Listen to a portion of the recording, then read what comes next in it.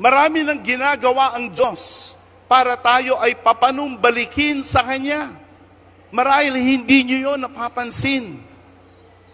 Pero iyon ang ginagawa ng Diyos bago niya pa isugo si Kristo Jesus sa ating mundo.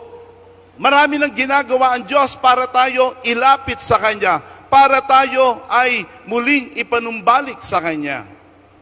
Halimbawa, ganito ang sabi ng Biblia sa Aklat ng Mga Gawa, sa Kapitulo 14, sa talatang 17, the book of Acts chapter 14, 17, He did not leave Himself without witness, for He did good by giving you rain from heaven and fruitful seasons, satisfying your hearts with food and gladness. Listen, look at me.